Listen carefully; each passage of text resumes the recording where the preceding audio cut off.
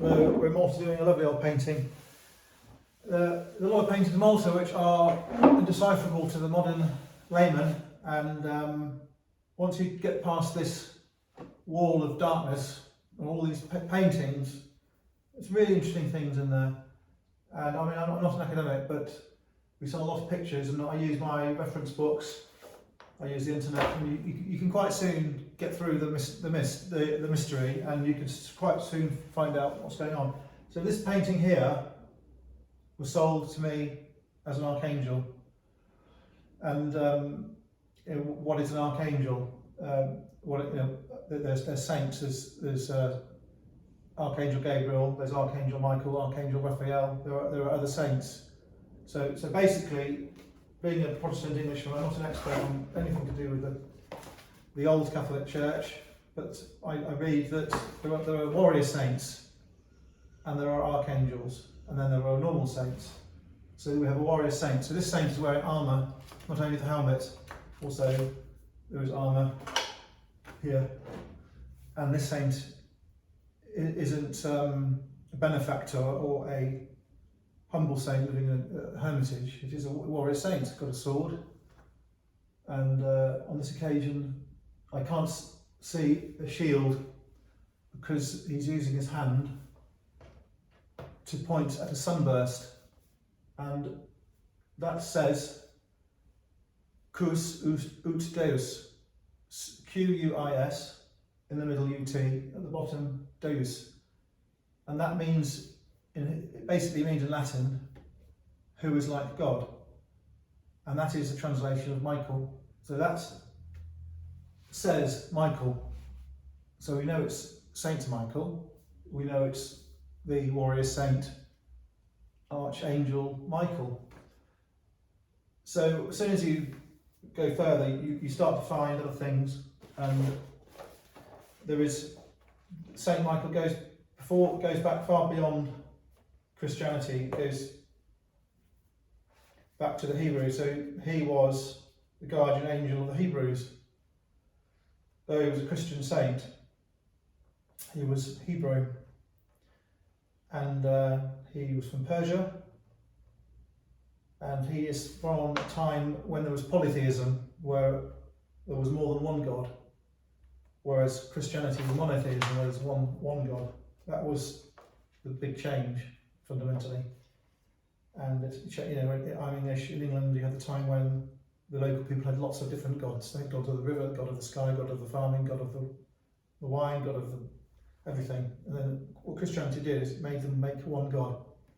And for a time in the Roman Empire, of which Britain was part, they would have both Christianity and the pagan God still.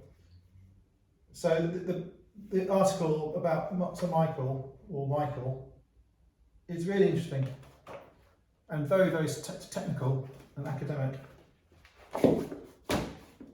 So what you do on the internet is, if you put in a painting of St Michael, you'll see all of these pictures. There's hundreds and hundreds of different ones, and they all have the same elements. They have the warrior element, which is the helmet, the sword, the shield, usually the armour. This is a breastplate. They have the wings, 2 wings. They have a sword usually, and often nice boots embellished with gems. And they have nearly always an animal, or a serpent, or a dragon.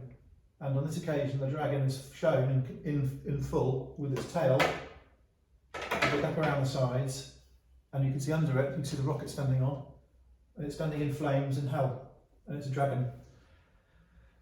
And the angel is defeating evil by standing on the serpent or dragon. The picture has lost the tip of the sword, which it wouldn't have had when it was painted. It would have been a complete sword. It's lost the tip of the wing, which would have been in a completed painting.